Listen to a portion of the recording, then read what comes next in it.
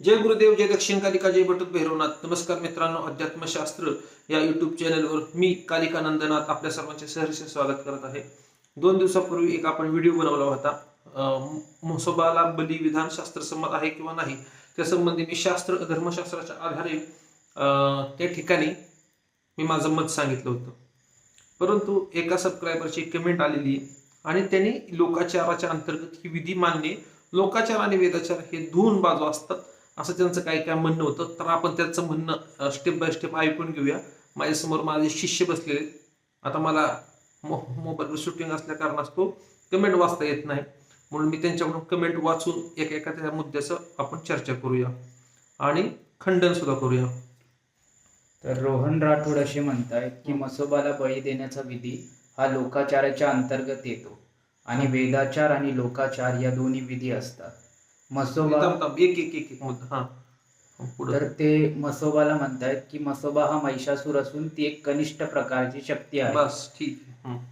तिथनं पुढचं आता त्यांचं असं म्हणणं आहे की वेदाचार आणि लोकाचार, बघू दाखव इकडे कमेंट. त्यांचं असं म्हणणं आहे की म्हसोबाला बळी देण्याचा विधी हा लोकाचाराच्या अंतर्गत येतो.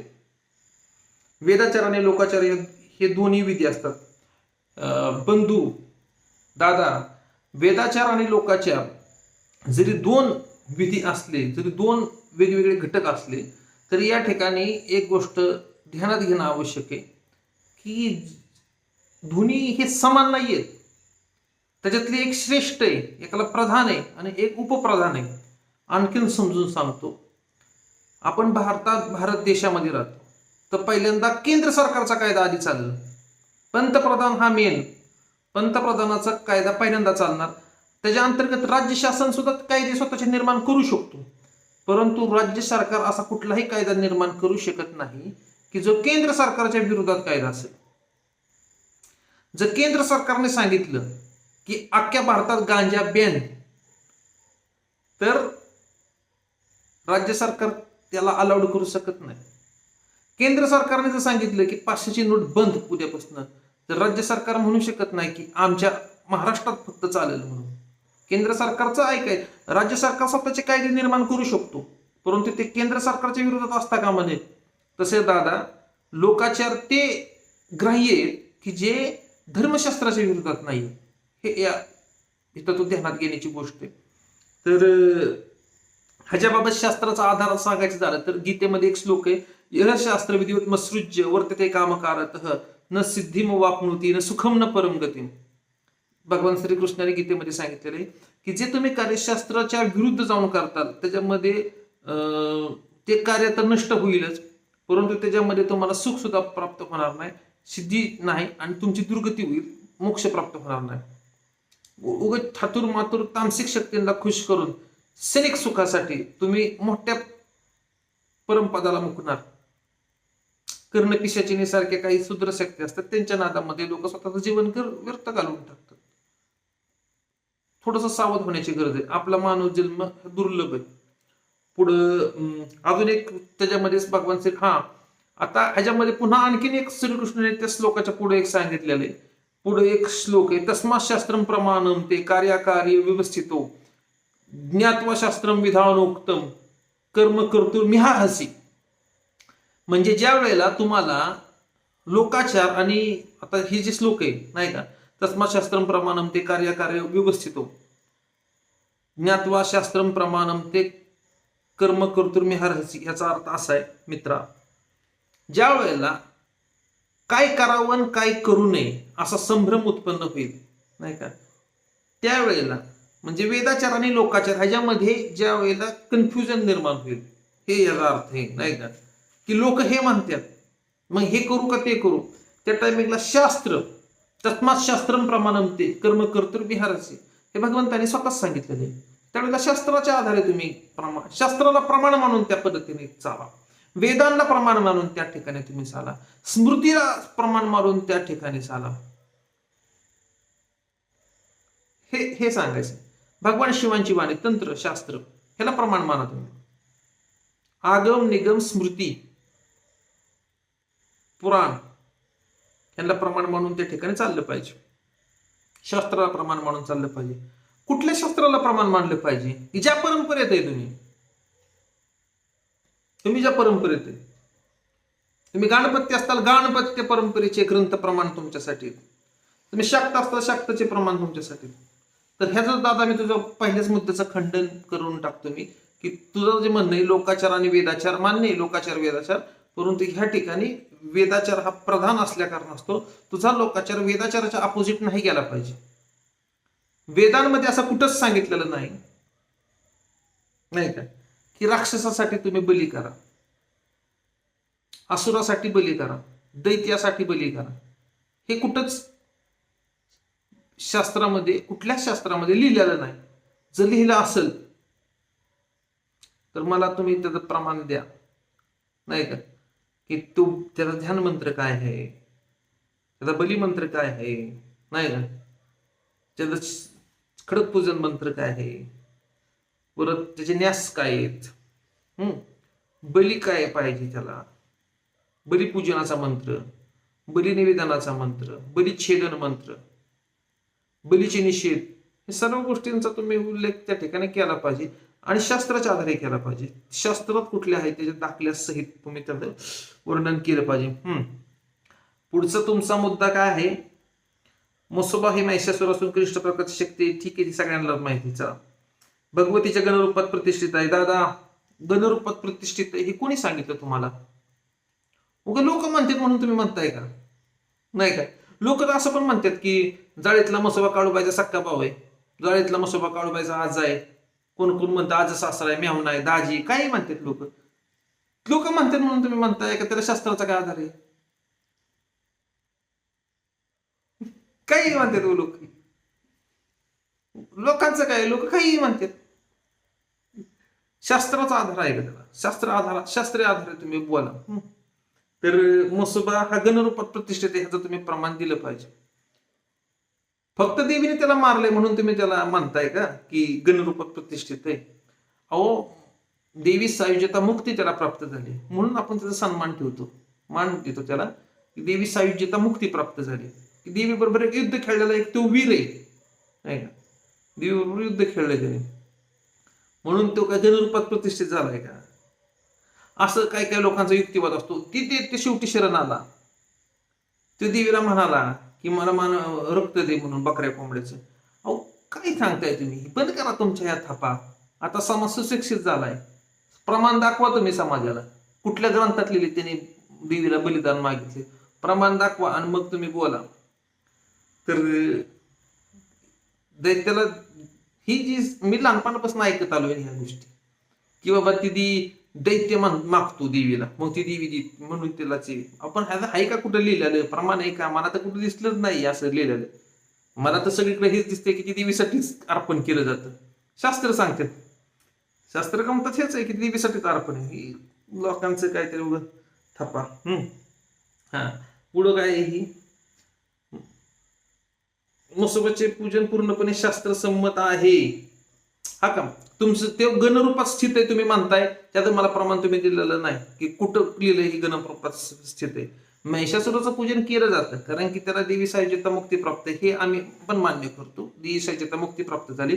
जसं हिरण्यकशिपूला नरसिंहाने फाडले टाराटारा, त्या टायमिंगला नरसिंहाचं सुद्धा नरसिंहाचं पूजन करत असताना हिरण्यकशिपूला सुद्धा गंध लावतो आपण, त्याचं सुद्धा पूजन करतो कारण की ते भगवंताच्या हातनं त्याला मृत्यू प्राप्त झालाय. मग याचा अर्थ हिरण्यकशिपू गंध झालाय का नरसिंहाचा? असं कसं आहे? त्याला प्रमाण पाहिजे ना. गण तुम्ही एक पोस्ट आहे ती, कधी देवीने त्याला नियुक्त केला गणपदावर, याचपासून तू माझा गण झाला. कधी वरदान दिले त्याला की तू गण झालाय म्हणून? प्रमाण नाहीये तुमच्यापाशी. असेल तर मला द्या, दाखवा कुठं लिहिलंय. उग मोघम बोलू नाही. तर दादा, अजून तुम्ही असं म्हणलाय ह्या ठिकाणी, तुमचं नाव काय? रोहन राठोड या दादाचं नाव आहे. पुन्हा दादा पुढे असं म्हणतोय की तुम्ही व्हिडिओमध्ये 2 मुद्दे मांडला. झटका बळी पद्धत पाहिजे. हो, पाहिजे. झटका बळी पद्धत पाहिजे. हिंदुवानी पद्धत आहे, हिंदू धर्माची पद्धत आहे. दुसरा मुद्दा असा मांडलाय की म्हसोबाला बळी शास्त्रसंमत नाही. हो, शास्त्रसंमत असल्याचं मला तर प्रमाण मिळालेलं नाही.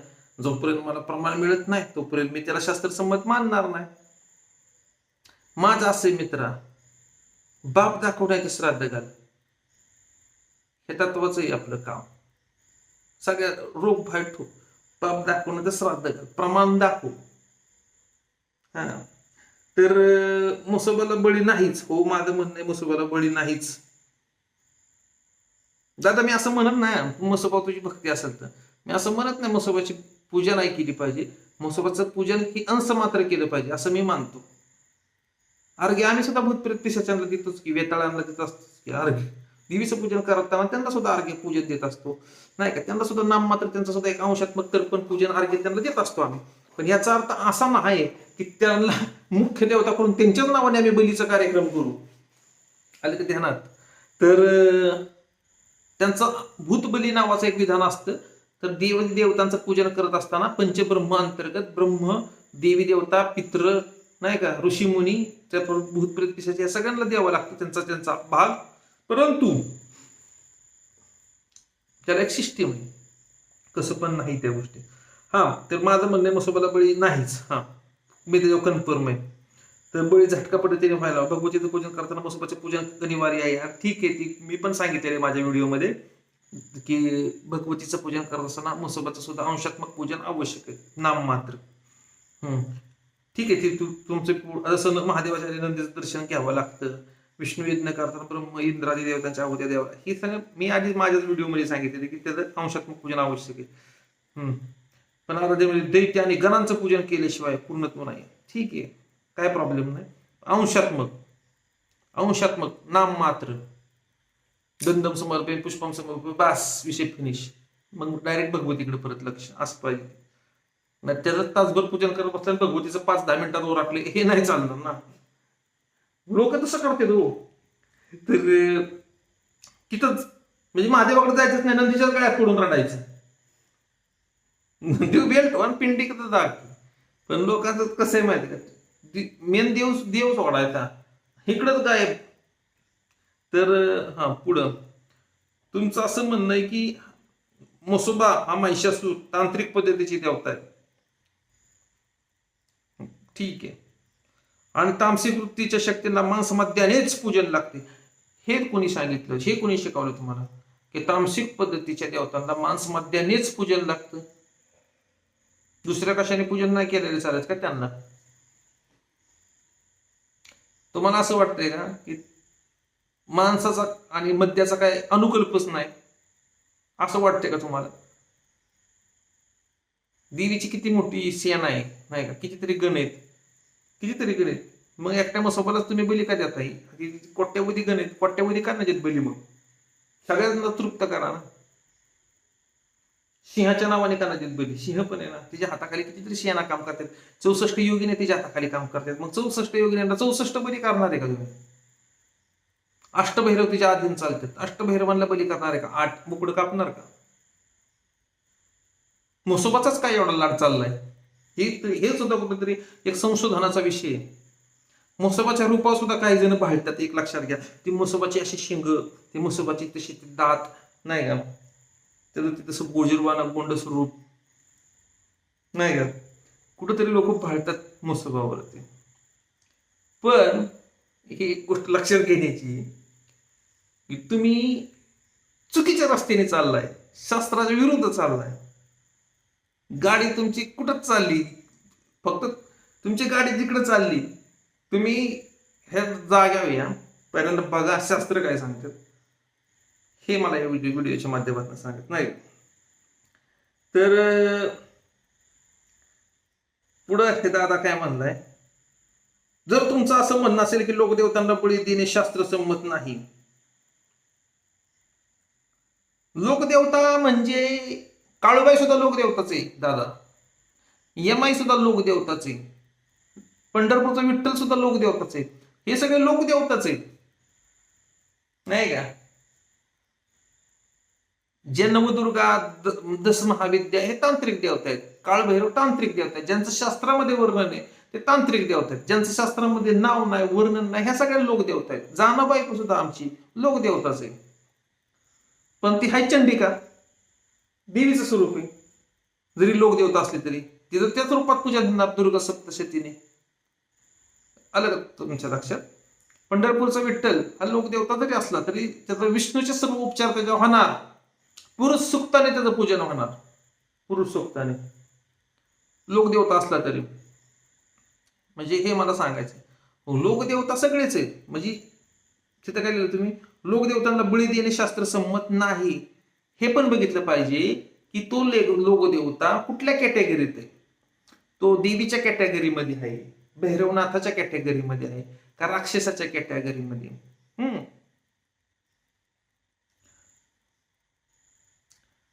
देवीसाठी बली विधान आहे. त्याच्यामध्ये एक असा पण विषय आहे की बली ही साधी गोष्ट नाही. बली ही एक मोठी गोष्ट आहे. शास्त्रामध्ये असं सांगितलंय की अहिंसा परम धर्म, धर्म हिंसा तथैवच.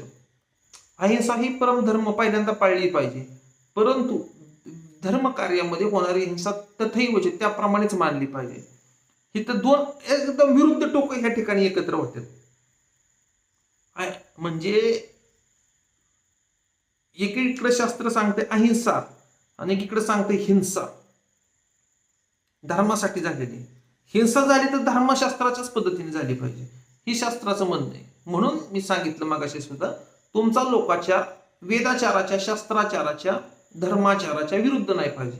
या ठिकाणी तुमचा लोकाचार हा धर्मशास्त्रापासून विसंगत असल्या कारणास्तव तुम्ही राक्षसासाठी बली देत असल्या कारणास्तव तुम्ही तो बली शास्त्रसंमत नाही आणि तो नाही दिला पाहिजे, असं माझं म्हणणं आहे. आणि जर तुम्हाला माझं म्हणणं खोटं वाटत असेल तर तुम्ही कुठल्याही एखाद्या मोठ्या तंत्राचार्य, वेदशास्त्राचे जाणकार ब्राह्मण, एखादा कुठलाही वेदशास्त्राचा जाणकार म्हणतोय मी, नीतिशास्त्राचा जाणकार, त्याच्यापाशी जाऊन तुम्ही त्याच्याशी चर्चा करा, विचारा करा. आणि नुसतंच मोघ विचारू नका, त्याच्याकडून प्रमाण पण घ्या की असं कुठं लिहिलंय की ह्या शक्तींसाठी बलिदान केलं तर चालतं, पुण्यकारक आहे, असेल तर मला द्या. मी सुद्धा टपू नये एक मसोबा बसवायसाठी, नाही का नाही. आम्ही बी मसोबा आम्हाला बी पाहिजे, मग आम्ही बी बसू. नाही तर लोकदेवतांना बळी देणे शास्त्र, देवतांना बळी दिले जातात ते सगळे व्यर्थ. काय लिहिलंय, दक्षिण राज्यामध्ये अनादी काळापासून अनेक लोक देवी देवतांना बळी दिले जातात, ते सगळे व्यर्थ आहे. दक्षिण देशामध्ये, दक्षिण राज्यामध्ये ती लोक करतात म्हणून ती धर्मशास्त्राला अनुकूल आहे, असा काय क्रायटेरिया आहे का कुठं? असं काय आहे का की ती लोक करतात म्हणून ती शास्त्रसंमत आहे? हा का जास्त 5,000 लोक असं म्हणतात म्हणून ती खरं, 100 लोक असं म्हणतात म्हणून ती खोटं, असं नाही. ते जास्त म्हणणाऱ्यांची संख्या किती ह्याच्यावर नाही ठरत ना. ती हे ठरतं की शास्त्र कोणाचं खरं मानते, शास्त्राच्या बाजूने कोण आहे. ज्याला शास्त्र संमत जे बोलेल त्याच प्रमाण मानलं जातं. दक्षिण देशामध्ये अमकं तमकं चाललंय म्हणते खरं, असं नाही होऊ शकत. दक्षिण तिकडं अनेक देव वेशीवरच्या देवांना बळी देऊन गावाचे रक्षण करण्यास लावणे चुकीचे आहे, नाही का. वेशीवरच्या देवांना बळी देऊन गावाचे संरक्षण करण्यास लावणे चुकीचे आहे. मग जर वेशीवरची जी सेना आहे ती जर का गावाचं संरक्षण करते तर ग्रामदेवता काय गोटे खेळतोय का? ग्रामदेवता काय करतोय मग? हा माझा प्रश्न आहे. वेशीवरच्या देवता जर हे करतात म्हणून त्यांच्या नावाने तिथे जाऊन बळी तुम्ही देताय, नाही का. जी शास्त्राचा उल्लेख नाही, शास्त्राने निषेध केलेला ह्या गोष्टीचा. शास्त्राने सांगितले की बली ही अत्यंत सेन्सिटिव्ह गोष्ट आहे आणि ती उचित पद्धतीनेच झाली पाहिजे, योग्य पद्धतीने झाली पाहिजे. त्या ठिकाणी फक्त त्या व्यक्ती त्याला जीवाच्या मोक्षाचा विषय येतो, त्याचा पुढचं त्याला योग्य गती भेटली पाहिजे. त्या ठिकाणी योग्य गतीचा विषय येतो, गतीचा सद्गतीला प्राप्त झाला पाहिजे तो. जर का विधियुक्त शास्त्रामध्ये सांगितलेलं आहे, यज्ञार्थ बले सृष्टा स्वयं इष्यामी तस्माद यज्ञ अवध. शास्त्रामध्ये असे सुद्धा उल्लेख आहे की यज्ञासाठी जाणाऱ्या पशुला बली झाल्यानंतर ना, किंवा देवीसाठी हायर लेवलची देवता चंडिका असेल, देवी जगदंबा असेल, यांच्यासाठी बली झाल्यानंतर तिला पशुवृत्तीतून मुक्त होऊन ते उच्च गतीला जातो असे. मग तुम्ही राक्षसासाठी बली देऊन त्याला सद्गतीला कसं काय पाठवणार आहे? राक्षसासाठी बली केल्याने सद्गती मिळते का? कुठली लिही? त्याच्या सद्गतीचा विषय आहे फक्त, तुमच्या मजेचा मौज मजेचा विषय नाहीये तो. मौज मजेसाठी ही गोष्टी केल्या जात नाही. बली काय ही नाहीये ती, धर्मशास्त्राचा एक विधी म्हणून ते केला जातो. मुस्लिम बांधव बकरं कापतात माहिती का तुम्हाला? ती काय करतात, एक वर्षभर बकरी चारी ती बकरं घरात ठेवते, त्या बकऱ्याचा लाड करतात. आणि ते कापतात, त्यांच्यातली लहान लहान मुलं रडतात सुद्धा ते बकरं कापताना. नाही, भावना जोडून घेतलेले असतात त्यांनी त्या बकरीशी. ते कापतात, आतनं ते ही झालेले असतात, भावणूक पण होत्यात ना, ते भावना सुद्धा जोडलेले असतात ना. गंमत आहे का ही?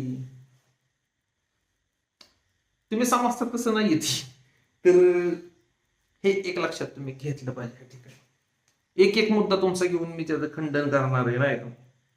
म्हणजे असं नाही की सगळंच खंडन करणार आहे, असा नाही मी माणूस. जे तुमचं योग्य ते मी मान्य पण करतोय की, पण चुकीचं नाही मी मान्य करणार. पुढचा विषय लक्षात घ्या, संरक्षण शक्ती प्रकट करण्यासाठी तामसिक वृत्तीची गरज असते. संरक्षण शक्ती प्रकट करण्यासाठी तामसिक वृत्तीची गरज असते. चुकीचं विधान केलंय तुम्ही. संरक्षण शक्ती प्रकट करण्यासाठी तामसिक शक्तीची नाही दादा, राजसिक तत्वाची गरज असते. तामसिक शक्तीची गरज ही संहारासाठी केली जाते, राजसिक संरक्षणासाठी केली जाते.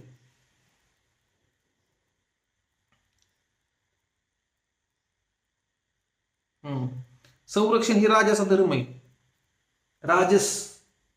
राजस सुकुमार मदनाचा पुतळा. काय राजाचं कर्तव्य, धर्म, राजसिक वृत्ती ही संरक्षणात्मक आहे, तामसिक नाही. तामसिक संहारात्मक वापरले जाते. हे तुमचा अर्थ, हे तुमचं काहीतरी मिसगाइडिंग होऊन तुम्ही ते टाईप केलेलं आहे. त्याच्याबाबत कन्फर्मेशन तुम्ही एकदा घ्या, कन्फर्म व्हा. नाही पुढं तामसिक शक्ती काय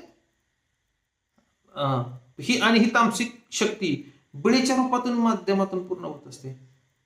असं कुठं लिहिलंय पशुबळीच करावा, पशुबळीच करावा ह्या शक्तींना? असं कुठं लिहिलंय? आता आम्ही बी करतो की पंचबळी नाही करतो आपण, गणपतीला, क्षेत्रपालला, सर्वभूत योगिनी आणला नाही का, बटू भैरवांना. त्या टायमिंगला काय आम्ही ह्यांच्या नावाने बुकडच कापतो का? तुम्ही ह्या जी देवता आहेत ना, ह्यांच्या नावाने तुम्हाला ह्यांच्या नावाने बलीच करायच्या, तर रक्तपातच का करा? रक्ताचा सडाच पाडायचा आहे का? ते काय गरजेचंच आहे का?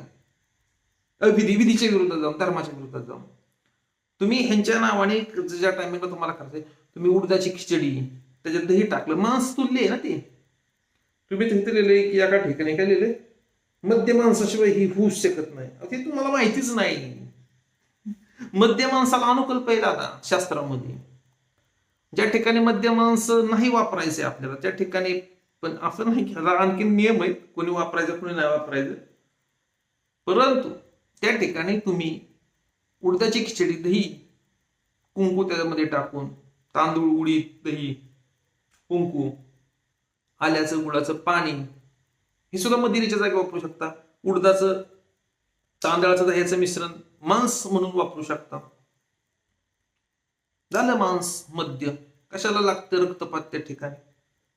त्याच्यासाठी त्या निष्पाप जीवांचं त्या ठिकाणी त्यांना रक्तपात करायचे, हत्या करायची आणि त्यांना दुर्गतीला घालवायचे अनावश्यकरित्या. पुढं तामसिक वृत्तींची गरज असते आणि तामसिक शक्ती बळीच्या माध्यमातून पूर्ण, सात्विक रूपातनं सुद्धा त्यांना तामसिक शक्तींना तृप्त केलं जातं. तामसिक शक्तींना सात्विक रूपातच्या बळीतनं सुद्धा तृप्त केलं जातं आणि करतात लोक. अर्धवट तुम्ही ह्या ठिकाणी सांगितलं नाही. तर पुढं तुमच्या तर्कानुसार मुसोबा आणि लोकदेवतांना बळी अशास्त्रीय आहे. आधी तर मी आधीच सांगितले अशास्त्रीय. तर मांढरगावामध्ये देवीच्या गणांना मांगीर, गुंजीर, धावजी, पाटील अविरत चालू असलेला बळी चुकीचा आहे असं म्हणावे लागेल. तीच लोक म्हणते, तिथं लिहिलंय की, तिथं जाऊन वाचा की तुम्ही. बली प्रथा अनिष्ट रूढी परंपरा बंद करा. दाऊजी पाटलाच्या तिथं जाऊन बघा तुम्ही, पशु हत्येस सक्त मनाई आहे. ईडी इतका होती पोलीस प्रशासन, त्यांनी ह्याचा अभ्यास केलाय नाही का, की दाऊजी पाटलाला बळी नाहीच शास्त्रात कुठं, म्हणून तर त्यांनी सांगितलंय पशु बळीला मनाई आहे, इथं बळी करू नका. त्यांनीच लिहिलंय की तिथं पशु बळीला मनाई आहे. का? पोलीस प्रशासन एवढा अभ्यास लक्षात घ्या नाही का, की त्यांनी त्याचा पूर्ण अभ्यास केलाय की ह्यांना बळी नाही, बळी फक्त भगवतीसाठी, तिथंच बळी व्हायला पाहिजे नाही का. म्हणून घट उठताना काळूबाईच्या तिथं बली होतो नाही का, काळूबाईसाठी होतो. तर बली होतो हे देवीसाठी होतं, हे पोलिसांना पण माहिती, पण तुम्हाला धर्मशास्त्रात राहून माहिती नाही की बली ही दाऊजी पाटलाला दिला जात नाही का. मांगीर पोचा, गुंजी पोचा यांच्या तिथं बली नाही, त्यांना अंडरवूड, दहीभात, सिगरेट ही ह्याचा निवड आहे त्यांना. तुम्ही तुमच्या गावातल्या शिमेला देवांना द्या की अंडरवूड, दहीभात, सिगरेट, काय प्रॉब्लेम नाही. रक्तपात कशाला करतात, कोंबडन बकरं कशाला मारतात तिथं जाऊन, हत्या कशाला करतात निष्पाप प्राण्यांची, असं मला म्हणायचं या ठिकाणी. तर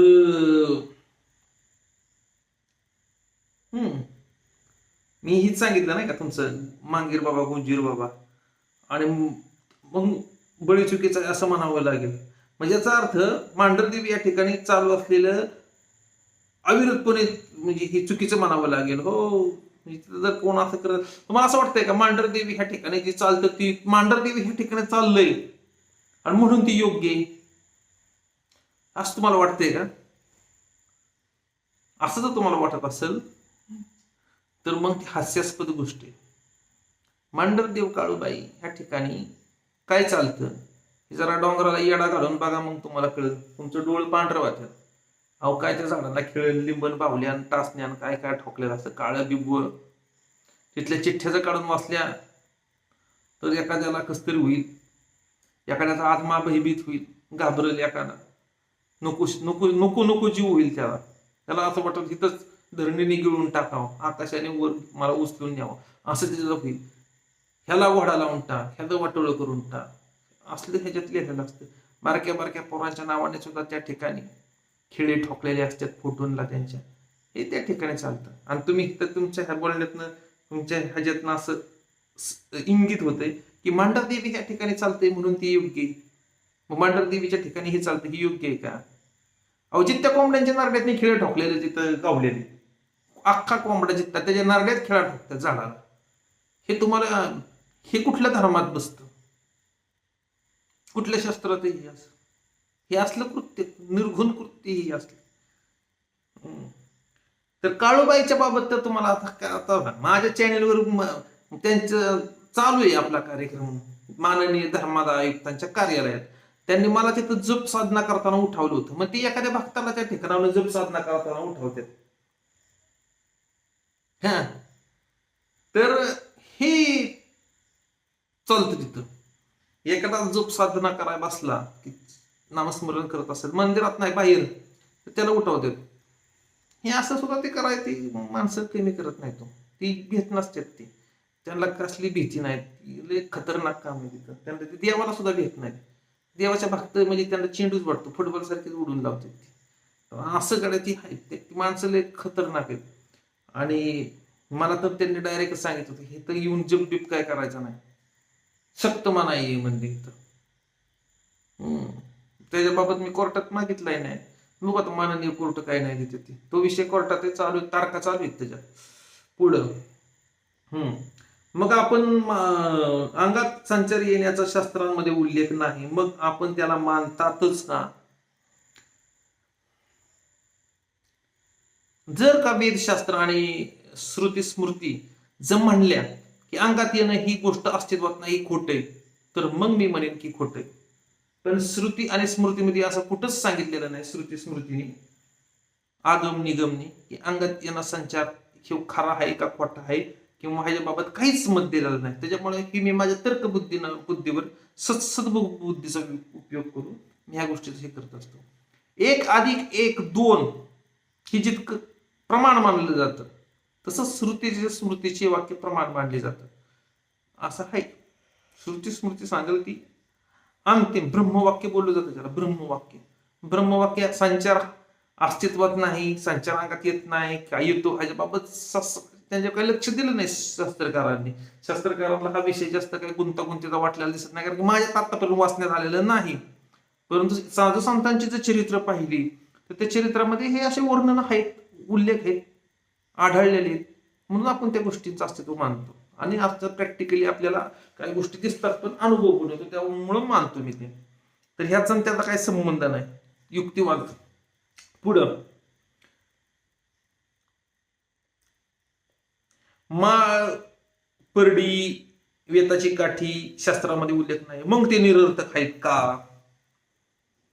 दादा मी आधीच सांगितले, तुमचं महाराष्ट्र शासनाचं, राज्य शासनाचं जे कायदे, जे लोकाचार आहेत, ते जर सेंट्रल गव्हर्नमेंटच्या विरोधात नसतील तर ते योग्य चालू द्या. चाललाय कार्यक्रम तुमचा, तर तुमच्या गेनमाळी चालल्या चालू द्या, थापणुका चालल्या चालू द्या. तुमच्या लोकाचार आहे तुमचा तो, थापणुका, जागरण, गोंधळ, लोकाचार आहे, चालू द्या. तोपर्यंत चालू द्या जोपर्यंत तुमचा लोकाचार वेदाचाराच्या, शास्त्राचाराच्या, धर्माचाराच्या विरोधात जात नाही, तोपर्यंत तुमचा लोकाचार अलाउड आहे. पण जिथं तुमचा लोकाचार मनमानी ढंग पद्धतीने चालू होईल, मनमानी आचरणाने चालू होईल, तिथं तिथं धर्मशास्त्राच्या माध्यमातून त्याच्या अंकुश बसलाच पाहिजे, दणका तिथं बसलाच पाहिजे. तर तुमच्या गोंधळाने धर्मशास्त्राच्या विरोधात काहीच नाही त्यात. तुम्ही देवीची आराधना करतोय, गाणे गाताय, काही प्रॉब्लेम नाही. वेद धर्मशास्त्र, धर्मशास्त्रज्ञ धर्मशास्त्र थोडेच त्याच्या विरोधात आहे. त्यामुळे त्याच्यावर मी कधी आतापर्यंत आक्षेप पण घेतला नाही का. आतापर्यंत मी कधी बोललो नाही की बाबा ज्ञानमाळी चुकीची आहे, ज्ञानमाळ नाही केली पाहिजे. लोकाचार आहे तुमचा, चाललंय चालू द्या, त्यातनं 4 पैसे तुम्हाला मिळतात, आम्हाला काय प्रॉब्लेम नाही त्यातनं. त्यातनं कितीतरी जणांचा रोजगार, कितीतरी जणांचा त्यातनं फायदा होतोय, बिझनेस होतोय, पैसे मिळतात, दक्षिणा मिळते, नाही का. चालू द्या, आम्हाला नाही त्याचा काय प्रॉब्लेम, निमान मस्त पैकी चालू द्या. लोकाचार आहे, जागरण गोंधळाच्या माध्यमातून कितीतरी जणांना वाघ्या मुरळी पोट भरतात, त्याच्यावर आम्ही कधीच काय बोललो नाही, टीका कधीच केली नाही. केली का कधी टीका? विषय त्याचा नाही. जुगती लोक, कितीतरी लोक आहेत, त्यांचा लोकाचार आहे, आम्ही त्यांचा आहे ना लोकाचार. धर्मशास्त्राच्या सीमारेषेच्या आतमध्ये चालू द्या तुमचा गोंधळ चालायचा, तेवढा काही करा तुम्ही लोकाचार, काय प्रॉब्लेम नाही, मान्य आहे ती सगळं शास्त्र. शास्त्र त्याच्या विरोधात नाही बोललं तुम्हाला कधी. पुढं काही कुठल्याही एकनिष्ठ शक्तीची सार्वभौम भावेन उपासना नाही केली पाहिजे. हा मी तेच सांगतोय, सर्वातो भावेन फक्त भगवतीची सेवा करायला हवी. हे जरी सत्य असते तरी, म्हणजे परत ह्यात भगवतीची सेवा करायला असलं त्याच्या पुढं तरी, म्हणजे परत किंतु पर्यंत आहेतच का, तरी बाकीच्या देवतांची पूजा मान्य आहे. आपल्या शरणागतीवर परिणाम होत नाही, होतो.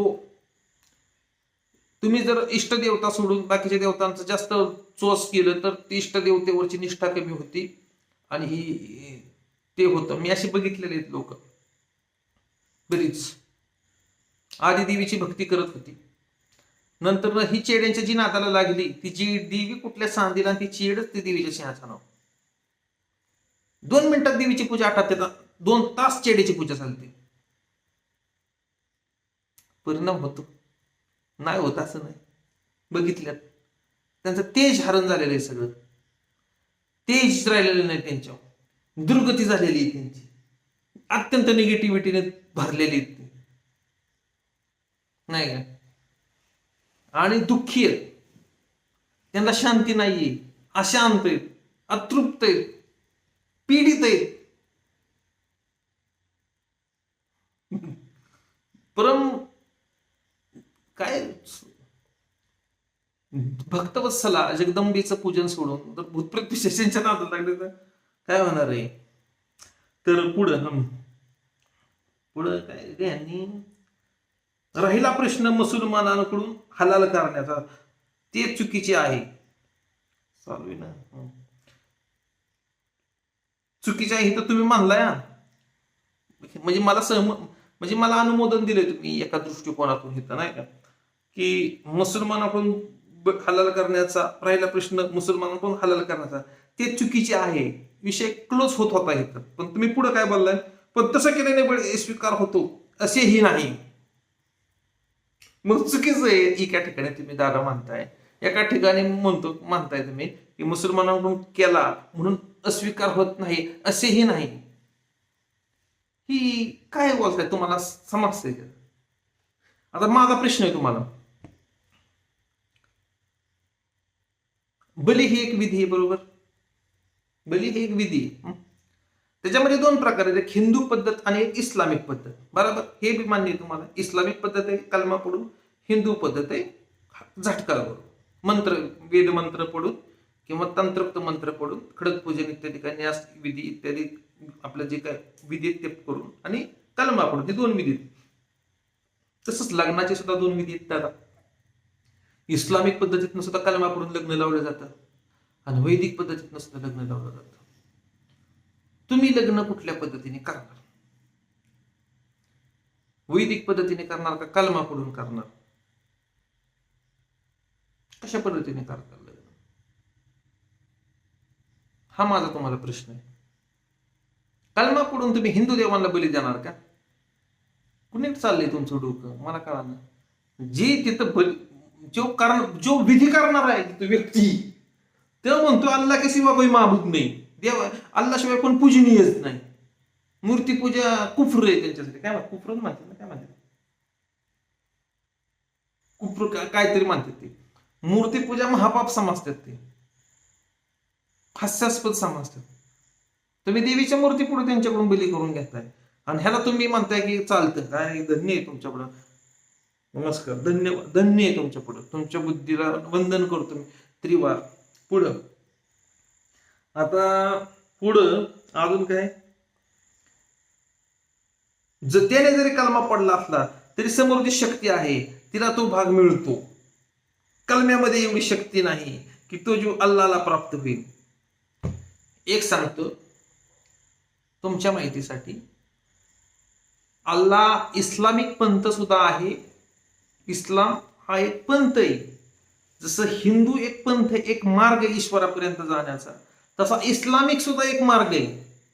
आपला मार्ग खरा आहे आणि त्यांचा खोटा आहे असं नाहीये. ते जरी असं म्हणत असतील की आमचाच मार्ग खरा आहे, हिंदूंचा खोटा आहे, तरीही पण ते चुकीचंच आहे.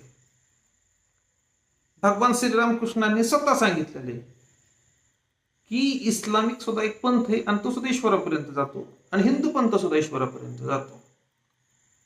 एक टिकडी, त्या टिकडीवर जाण्याचे अनेक मार्ग आहेत, नाही का? वाटा हा वाट आहे. प्रत्येक जण आपापल्या वाटेने चाललाय आणि प्रत्येक जण म्हणतोय की मीच चाललोय तीच वाट योग्य, बाकी दुसऱ्याची वाट चुकीची. सगळे तिकडच जात चाललेत. तुम्हाला असं म्हणायचंय का इस्लाममध्ये, मुसलमानामध्ये साधू नाहीत, संत नाहीत, चांगली माणसं नाहीत, त्यांची भक्ती खोटी? असं नाही, ती पण माणसं आहेत. ईश्वराने त्यांना पण निर्माण केले. फक्त एवढा फरक आहे, मी जिला काली म्हणतो तिला ते अल्लाह बोलतात, मी तिला ते पण तिलाच पुजतात पण अल्लाच्या रूपात पुजतात. पण सगुण ईश्वराला ते पुजत नाही, त्या निर्गुण निराकार ईश्वराला पुजतात. मूर्तीपूजा ते मानत नाहीत. समजलं? विमानातनं जाण्याचे नियम वेगळे, रेल्वेतनं जाण्याचे नियम वेगळे, मोटरसायकलचे जाण्याचे नियम वेगळे. वडाच्या साली पिंपळाला लावून चालत नाहीत.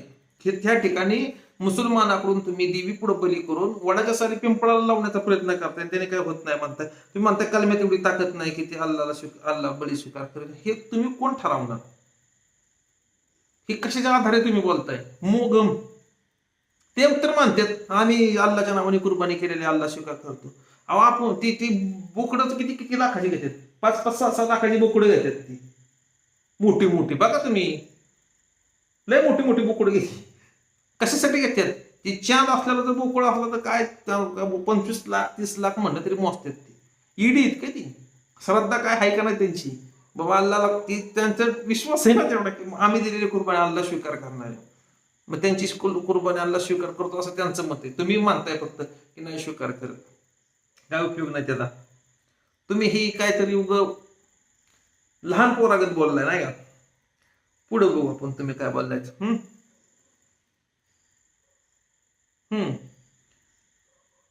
शास्त्र काय अल्लाला प्राप्त होईल तसली कुठली शक्तीच अस्तित्वात नाही.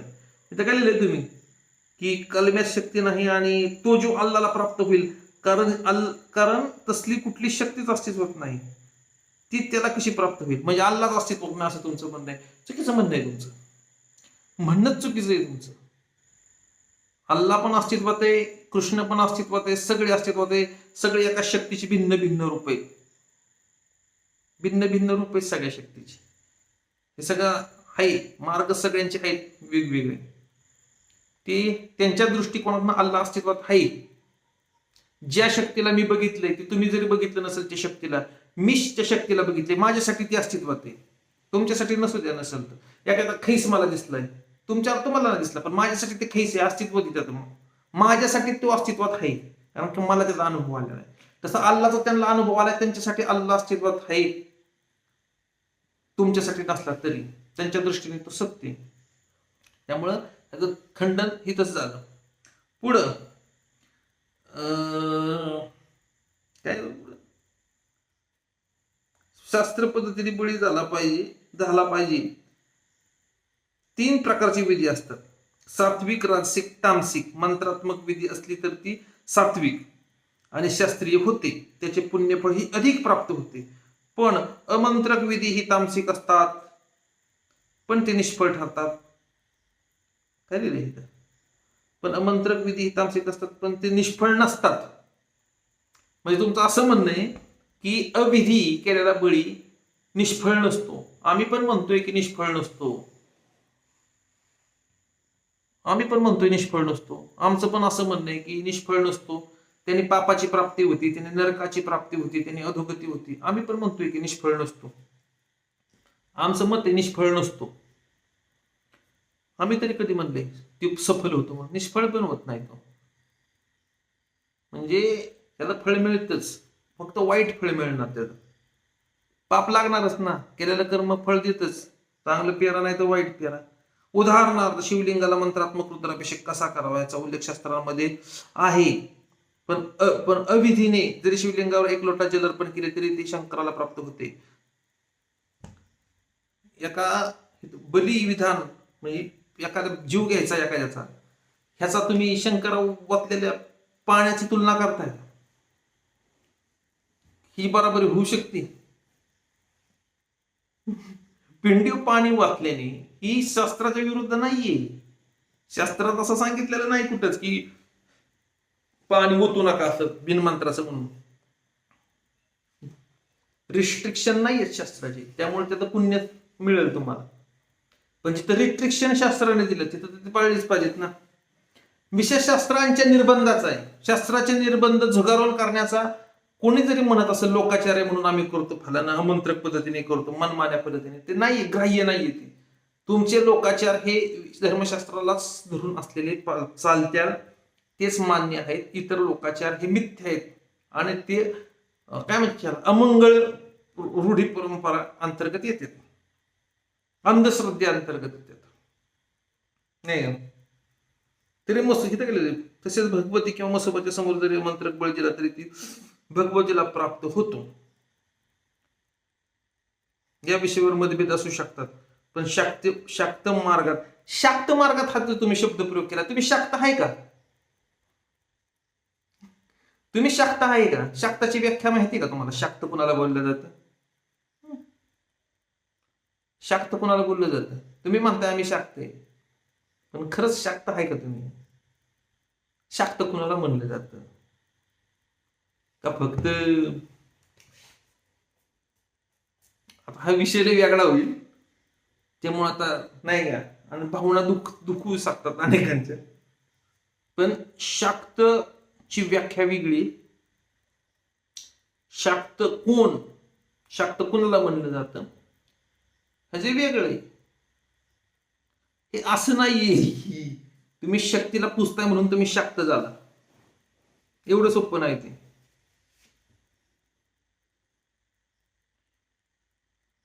ठीक आहे, पण तुम्हाला शाक्त जरी तुम्हाला बरं वाटण्यासाठी आम्ही शाक्त म्हणायला पण तयार आहे, कारण की तुम्हाला दुखून पण काही उपयोग नाही का?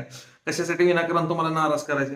ठीक आहे, परंतु तुमचं हे मत आम्ही मान्य करू शकत नाही की अविधी बली इस्लाम तंत्राने मुस्लिम पद्धतीने केलेला बली हा कधीही भगवती मान्य करू शकत नाही, केला जात नाही. कुठंच हे विधान नाही. एका झटक्यातच बलीचं खंडन होणं आवश्यक आहे. तरच ती भगवती, तर तो बली मानला जातो.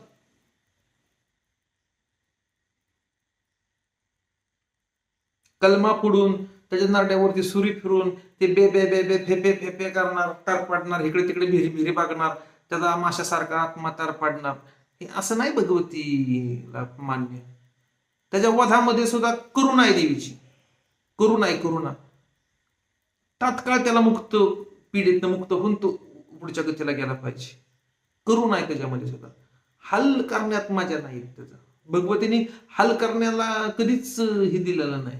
हल पीडा नाहीये तिच्यापाशी. राक्षसांना सुद्धा जो मारलं देवीने, तुम्ही जर सप्तशती जर वाचली उघडून, त्याच्यामध्ये लिहिलंय स्पष्टपणे की देवीने राक्षसांना सुद्धा मारलं, कारण की शस्त्राच्या द्वारे त्यांना तिने पाप नष्ट केलं त्यांचं, शस्त्र तलवारीच्या द्वारे. अन्यथा त्यांना नरक प्राप्ती होणार होती, नरकात त्यांना कितीतरी यातना भोगावं लागणार होत्या. भगवतीला ते बघावलं नाही की ह्यांना इतकी, ह्यांचं पापच एवढे की ही किती ह्यांना भोगावं लागलं, म्हणून भगवतीने अवतार घेऊन आपल्या तलवारीद्वारे त्यांना मोक्ष दिलेला आहे. प्रभू रामचंद्राने राक्षसांचा उद्धार करण्यासाठी त्यांना बाणांच्या द्वारे मोक्ष दिलेला आहे. ज्या टायमिंगला माणूस माणसाला मारत असतो, त्या टायमिंगला माणूस फक्त शरीर मारत असतो, शरीर, नाहीतर अन्नमय कोशाचा वध करत असतो. पण ज्या वेळेला भगवती प्रभू रामचंद्र श्रीकृष्ण अवतार ज्या वेळेला वार करत असतात शत्रूवरती, त्यावेळेला त्यांचं ते अन्नमय कोश, प्राणमय कोश, ज्ञानमय कोश, विज्ञानमय कोश, या सगळ्या कोशांना भेदून आत्मतत्वापर्यंत त्याला बोध पोहोचवला जातो. हे लिहिलेलं आहे, लिखित आहे, उल्लेख आहे शास्त्रात त्याचे. तुम्ही समजता तसं नाही. ते राक्षसासाठी, भूतात प्रेत पिशाचांच्यासाठी, कुणासाठीही बली असा केला जात नाही. बली त्याच शक्तीसाठी केला जातो की ज्याला शास्त्राने अलाउड केलेली, ह्याच्यासाठी ही होईल म्हणून. ह्याच्यावर मी ठाम आहे. तुम्हाला जर काय प्रमाण द्यायचं असेल तर मोघम प्रमाण देऊ नका, शास्त्राचे प्रमाण घेऊन मग तुम्ही मला कमेंट करा, समोर या. धन्यवाद. जय जगदंबा, जय दक्षिण कालिका, जय बटुक भैरवनाथ. तुम्हाला जर माझा व्हिडिओ आवडला असेल तर लाईक करा, शेअर करा, सबस्क्राईब करा. आणि मला जर व्हॉट्सअपवर मेसेज करायचा असेल साधना शिकण्यासाठी, देवीची साधना करण्यासाठी, तर 8668 2770 78 या नंबरवरती मला व्हॉट्सअपला मेसेज करा. धन्यवाद.